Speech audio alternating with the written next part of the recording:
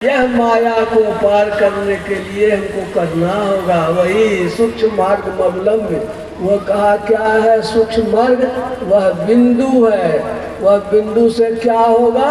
कहा माया है क्या?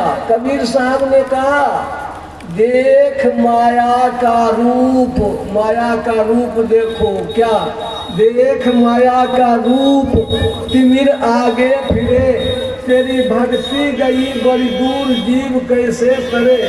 यह माया का रूप देखो, माया मोह के चक्कर में तुम्हारी भक्ति दूर चली गई है, जीव कैसे तरेगा। नरिया में हो तिमिर, तिमिर मन अंधकार होता है। देख माया का रूप, तिमिर आगे फिरे, आंखें बंद करते हैं न, आंखें बंद करते क्या झलकता है? अंधरिया का यही है माया। ये माया का रूप क्या है? अंधकार। इसीलिए प्रभु से प्रार्थना करते हैं, हे प्रभु मुझे अंधकार से प्रकाश की ओर ले चलो। वह प्रकाश में जाने के लिए रास्ता वही है, वो बिंदु का सहारा लेंगे, त्रिवेणी संगम में जाएंगे। त्रिवेणी संगम में वही बिंदु जो है वह सुषमना कहलाता है, और वह जो है शिवनेत्र भी कहलाता है, तीसरा तिर भी कहते हैं। बहुत नाम है, भजन भेद लेने वाले लोग जानते हैं।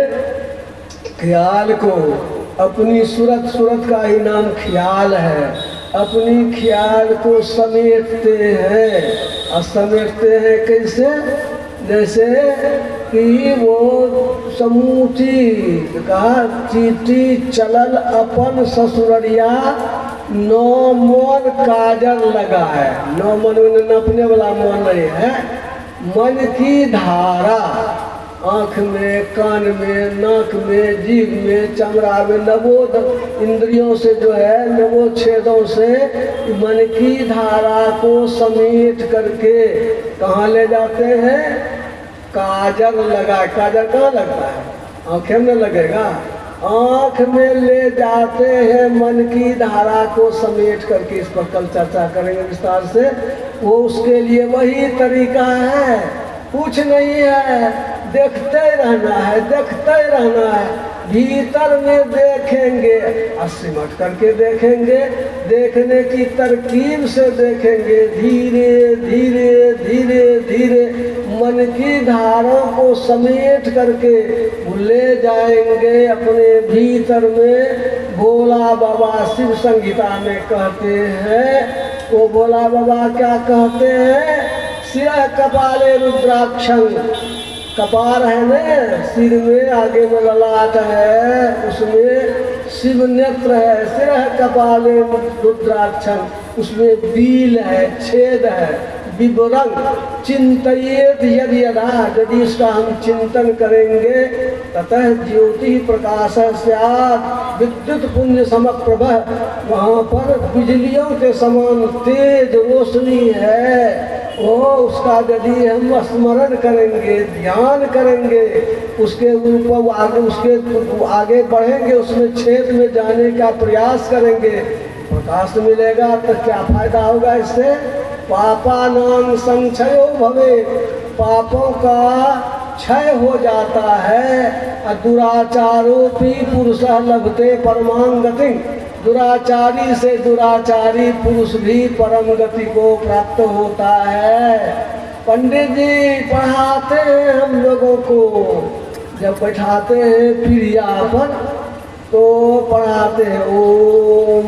कितना पंडित जी कहेंगे सुंदर को उनको पढ़ावेंगे, जो पढ़ाना है ओम जो है ओ पवित्रं पवित्रो वा सर्वावस्थां गतोऽपि वा जह स्मरेत पुंडरीकाक्षः सबाह्याभ्यंतरः शुचि। पंडित जी पढ़ाते हुए आप लोग ख्याल होगा, एक पढ़ा लिखा नौजवान है, पंडित जी बस बस बस कीजिए, गड़बड़ सड़बड़ पढ़ा रहे हैं। तो क्या हुआ?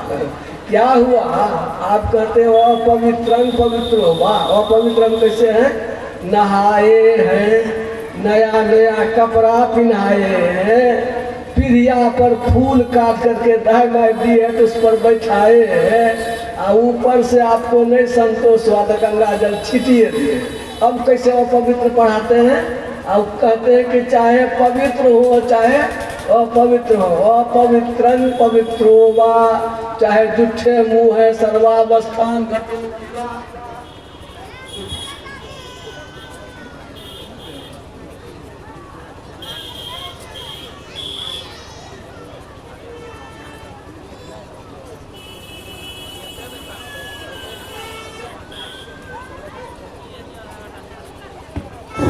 श्री सद्गुरु महाराज की जय। वहाँ पढ़ाते हैं सर्वावस्थान, सभी अवस्था में, जुठे मुँह को है और पवित्र है कि पवित्र है, सर्वावस्थान गतो पिवा जय स्मरेत, जिनका स्मरण करने से, किसका स्मरण करने से? पुंडरीकाक्ष, पुंडरीक मन होता है कमल, अक्ष मन होता है आँख, तो पुंडरीकाक्ष आपके भीतर में है, द्विदल कमल, उसी को सुखमना कहते हैं, उसी को शिवनेत्र कहते हैं। पुंडरीकाक्ष का अर्थ विष्णु भी, भगवान विष्णु भी होता है, लेकिन यह भी उस पुंडरीकाक्ष का स्मरण करने से पावोज स्मरेत पुंडरीकाक्ष सबाह्याभ्यंतर शुचि, सब भीतर बाहर सब पवित्र हो गए। पंडित जी कच्चे वही न हमको बताते, उसी का ना स्मरण करेंगे। पंडित जी को मालूम ही नहीं है पुंडरीकाक्ष क्या है, उसका स्मरण कैसे करना है, पंडित जी को अपने पता नहीं है। कि सत्संग है जो सबका भंडाफोड़ कर देता है। ब्राह्मण लोगों की बैठक हो रही थी, ब्राह्मण लोगों ने कहा है पंडित खबरदार हो जाओ, नहीं दास बाभन का फैक्ट्री खोल दिया है, यहाँ तो सब सत्संग में बाभने सब हो गया है, तो ठीक से नहीं रहोगे तो सबको जो है सबका धंधा बंद करवा देगा। यह जो है ना, यह कि पुंडरीकाक्ष का स्मरण करने मात्र से पापों का जो है दूर होता है, संस्कार और सब पवित्र हो जाते हैं। गोया ये संत मत का जो ज्ञान है, अपने भीतर घुसने का ज्ञान है, शिव नेत्र में जाकर के अंधकार से प्रकाश में जाने का ज्ञान है, इसी से हमारा परम कल्याण होगा। रास्ता तो बहुत उत्तम है, बहुत ऊंचा है, गुरु महाराज ने हम लोगों को बताया है। इसकी पूजा विधि कल हम लोग विस्तार से सुनेंगे। तो यह बताया तो गुरु महाराज ने बहुत बढ़िया से हम लोगों को है, लेकिन करना तो हमें ही होगा। लेकिन देखिए एक बार एक डॉक्टर के पास हम लोग गए, सिद्धर बाबा की दवाई लेनी थी, तो ये पी वर्मा के पास में वो कहानी कहने लगे कि देखिए न, एक मरीज आया न डॉक्टर के पास, तो मरीज को डॉक्टर ने कहा कि देखो तुमको चीनी हो गया है, चीनी मतलब शुगर कहते हैं ना, चीनी हो गया है। तो हाँ डॉक्टर बाबू, तो देखो तुमको भात नहीं खाना पड़ेगा, चीनी नहीं खाना पड़ेगा। रस कहता बाबू, डॉक्टर बाबू कॉल जोड़ते हैं, हाथ जोड़ते हैं, हम रोज 1 किलो रसगुल्ला खाते हैं, तो कम से कम डॉक्टर बाबू दया करके 1 ठो रसगुल्ला हमको खाने के लिए आप इजाज़त दे दीजिए। बहुत जब हाथ पर जोड़ा तो डॉक्टर ने कहा अच्छा जाइए 1 रसगुल्ला खा लीजिएगा, अरे ये दवाइयों खा लीजिएगा। खुश हो गया। तब वो गया रसगुल्ला वाले के यहाँ कि देखो तुम्हारे यहाँ हम रोज 1 किलो रसगुल्ला खाते हैं, आज बहुत डॉक्टर साहब की खुशामद किए हैं, 1 रसगुल्ला खाने के लिए उन्होंने इजाज़त दिया है। सो तुम एक काम करो, तो क्या रसगुल्ला तो बनाओ 1 ठो, लेकिन वजन में होना चाहिए पूरा 1 किलो। बताइए वो डॉक्टर को क्या लेना देना है भाई, आप नहीं खाओगे तो आपको फायदा होगा। यह जो है हम लोगों को परहेज अपने से ही करना होगा, और परहेज हम लोगों को ये सदाचार का है, यम नियम पालन करने का है।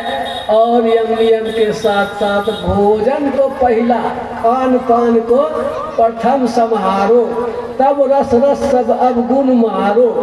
बाबा मांस मछली नहीं खाएंगे, ताकत कहाँ से होगा।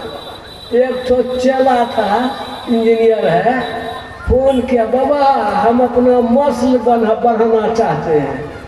कि कैसे बढ़ाओगे ना, वो मछली वाला तेल जो बोतल में आता वही पियोगे क्या।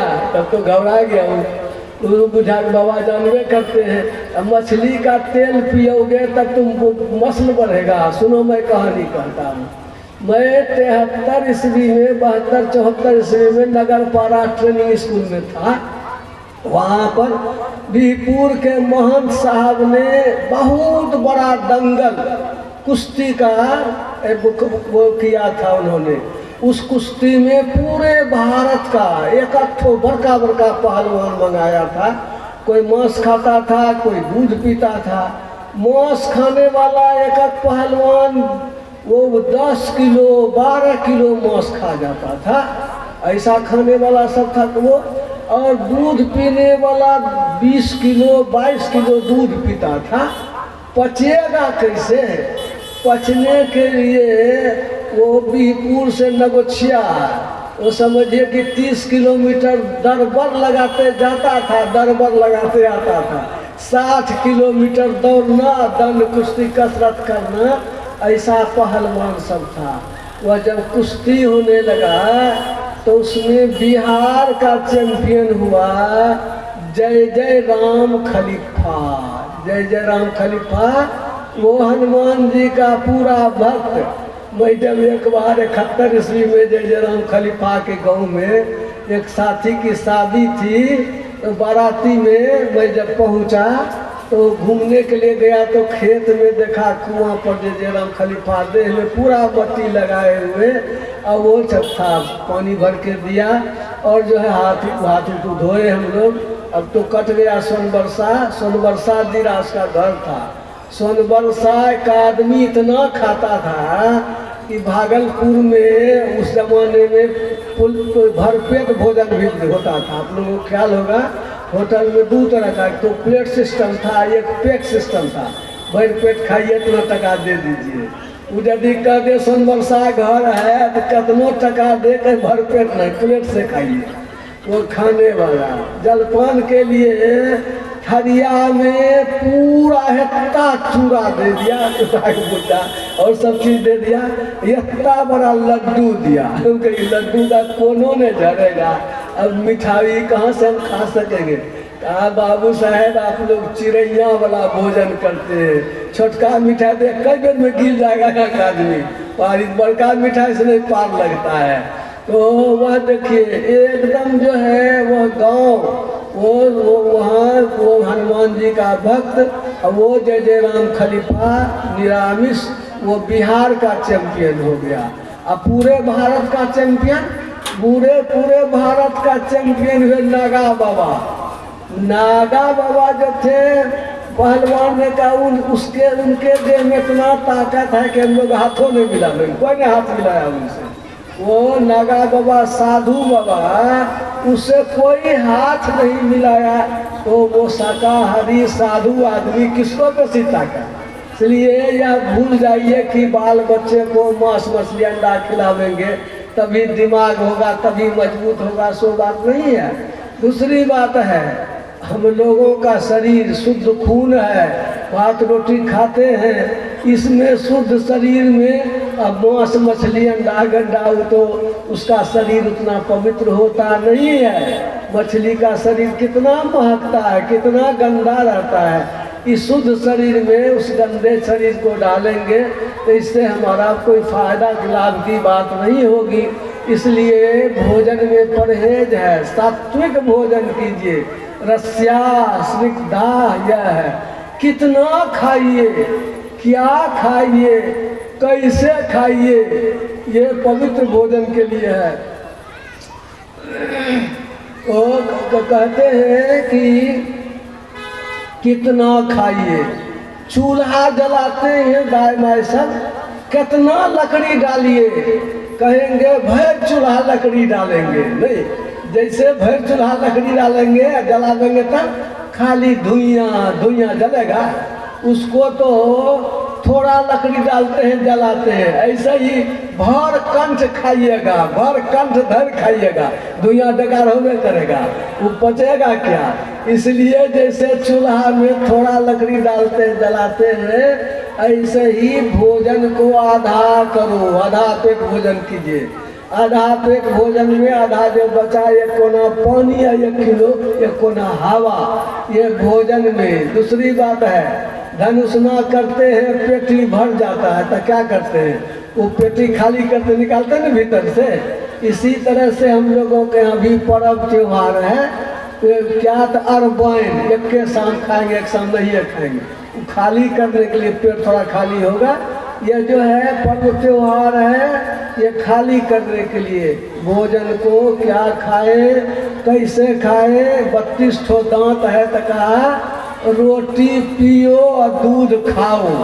रोटी कैसे पिएंगे, इतना चबाए कि उसमें पानी पानी हो जाए, तो उसमें लार जो है सालिवा कार्बोहाइड्रेट को पचाता है। या कहा खूब चबा के खाना चाहिए, और दूध को भी घोंट घोंट करके पिएंगे तो उसमें लार मिलेगा।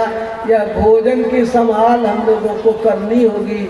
एक डॉक्टर जवाहरलाल हिरिट वे हाथ को चीर करके घाव बनाते थे, और वो पहले पढ़ेंगे, आहार चिकित्सा किताब है उनकी, वे खाए पहले ये पत्र साग और फल, साग खाए फल खाए, तो जो घाव जो बनाए थे वो अपने छूट गया।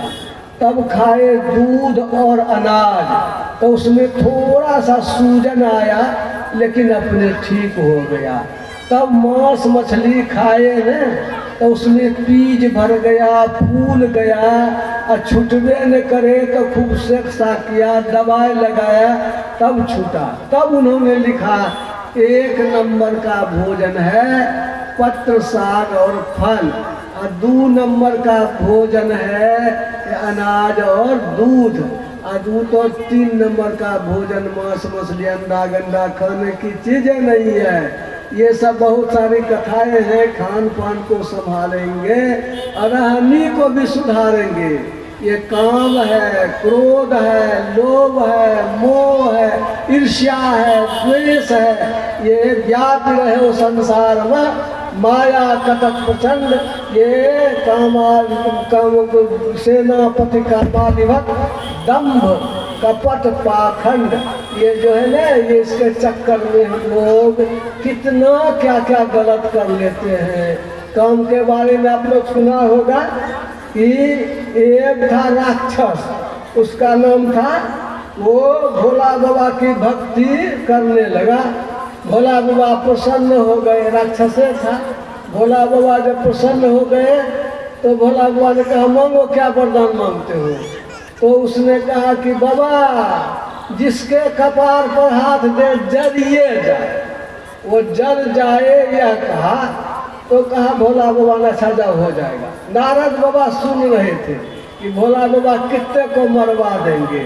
तो वो कहते हैं भोला बाबा को, ये भोला बाबा जा रहे हैं, ये कहते हैं नारद बाबा, अरे बड़ा खुश हो तुम भस्मासुर। कहा कि बाबा आज हमको वरदान दिए भोला बाबा। कहा भंगिया के चक्कर में क्या पड़ा है, अपने भंग खाता है, कुछ से कुछ बोल दिया। एक बात करो, क्या उनकी पत्नी को देखा है भोला बाबा पत्नी? कहा देखे हैं, पार्वती ने कहा बहुत सुंदरी है। कहा बस भोले बाबा के कपाल पर हाथ दो ना, जरेगा, बस उसकी पत्नी से ब्याह कर लेना। अब तो खूब खुश हुआ। राक्षस था, अरे भोला बाबा ठहरिए जरा टेबेंगे, आपका वरदान ठीक है कि गड़बड़ है। अब भोला बाबा को जैसे कहता कि भोला बाबा भागते हैं, ये खदेड़ रहा है कि जब रुकिए तो जरा देखेंगे कि आप जलते हैं कि नहीं जलते हैं। भोला बाबा परेशान है, विष्णु भगवान का स्मरण करते हैं। तब विष्णु भगवान देखते हैं कि भोला बाबा चक्कर में है, तो वो पार्वतीय का रूप बना लेते हैं विष्णु भगवान, और खड़ा हो जाते हैं आकाश में। कहता है भस्मासुर का क्या बात, अरे क्यों कब परेशान कर रहे हो भोला बाबा? कहा देखो उनको जला देंगे, हम तुमसे ब्याह करेंगे। हमसे ब्याह करोगे तो हम राजी होंगे तब न। तो हाँ कैसे राजी होंगे? तब भोला बाबा जैसे जैसे करते हैं उसे से करोगे तो राजी हो जाएंगे। कैसे कैसे करते हैं? तो भोला बाबा को हम नचाते हैं, तुम नाचोगे? नाचने के लिए तो हमको नहीं आता है, बता दोगी तो हम नाचियो देंगे। क्या देखो ऐसे नाचो। वो तो विष्णु भगवान थे पार्वती के वेश में, एक हाथ दिए कमर पर, एक हाथ दिए कपार का, देखो ऐसे नाचोगे ना तब हम तो एकदम राजी हो जाएंगे। बस चटपट वो क्या किया, एक हाथ कमर पर दिया, दूसरा हाथ जैसे कपार पर दिया, जड़ करके भस्म हो गया। ये भस्मासुर की कहानी है, काम की ये स्थिति है। काम का वेग थोड़ा देर, कमे देर, उसका बल है औरत, औरत के लिए मर्द, लेकिन बड़ा जबरदस्त उसका होता है काम का। और क्रोध का वेग उससे कम होता है, वो एक दिन 2 दिन तक गुस्सा रहता है तो पावर खून सूखिए जाता है। क्रोध का भी बहुत ज़्यादा वेग होता है। एक छोटी सी कहानी इस पर मैं कहूँ। एक बच्ची थी, चिट्ठी लिखी, संत विभाग पास हम लोग बैठे हुए थे। बाबा हमको बहुत ही गुस्सा आता है। संत सेवी बाबा ने चिट्ठी लिख दिया कि जब तुमको गुस्सा आवे ना तो मुंह में पानी ले लेना, अब बैठ करके ध्यान करना। अब उसको बड़ी श्रद्धा, बाबा का उपदेश है। 1 गिलास पानी पहले से रेडी। घर में माइए बेटी, माँ जब कुछ बोले उसको चढ़े गुस्सा, दौड़ करके जाए और जा करके वही गिलास का पानी मुंह में ले ले। मुंह में पानी भरा रहेगा तो बोलेगी नहीं। बाबा बोले कि हम तो इसीलिए कह दिए कि मुंह में पानी रहेगा तो बोलबे नहीं करेगी, अब बोलबे नहीं करेगी तो झगड़े खत्म हो जाएगा। अब बैठ करके ध्यान करने लगी। माँ देखती है कि हम बिगड़ रहे हैं, वो बैठ करके ध्यान कर रही है। 1 दिन 2 दिन 4 दिन ऐसे होते होते जब देख लिया कि हम बिगड़ते हैं, ये तो बोकिया बन जाती है, तो उसका भी गुस्सा खत्म हो गया। इसको भी साधते साधते गुस्सा खत्म हो गया। यह क्रोध जो है उसको बर्दाश्त करने की चीज़ है। ये बोलने की चीज़ है। मैं थोड़ी थोड़ी कह रहा हूँ। ये देखिए बोलिए चलते महाभारत हो गया। बोली एक अमोल है, जो कोई जाने बोल, ये तराजू तौल के तब मुखबार खोल। आपस में लड़ाई झगड़ा द्वंद्व ये सब जो विशेष करके बोलिए से होता है, बोली को नियंत्रित करेंगे तो झगड़ा खत्म होगा। तो काम, क्रोध, लोभ, मोह, ईर्ष्या, द्वेष ये सब व्यवहार की चीज है। इसको नियंत्रित करेंगे। काम तो थोड़े देर, क्रोध से उससे अधिक, लोभ का महीनों मन में गड़ गया तो घूरते रहेगा, कैसे घोड़ा चौरावे। लोभ, मोह तो जन्म जन्म, एक जन्म नहीं, अगले जन्म तक मोह का होता है। तो इस तरह से हम लोग जो है ये विकारों से बचेंगे और उसकी शक्ति मिलेगी ध्यान से। दृष्टि शक्ति को, मन को सुखमना में ठहरा करके जब रखेंगे तब जो है हम लोगों का कल्याण होगा। और इस तरह से इस पर हम लोगों को अगर मौका मिला तो सारी चर्चा करेंगे, लेकिन अब 5 बजने को ही है। अब विशेष में अगले दिन सुनिएगा। ये काम, क्रोध, लोभ, मोह ये बड़े दुर्जय शत्रु हैं। काम, क्रोध, लोभ, मोह अरु मदमान रे, अच्छा हो रिपु रहे संग करत हैरान रे, गुरु शरणागत हो उबरत प्राण रे। और ये जो है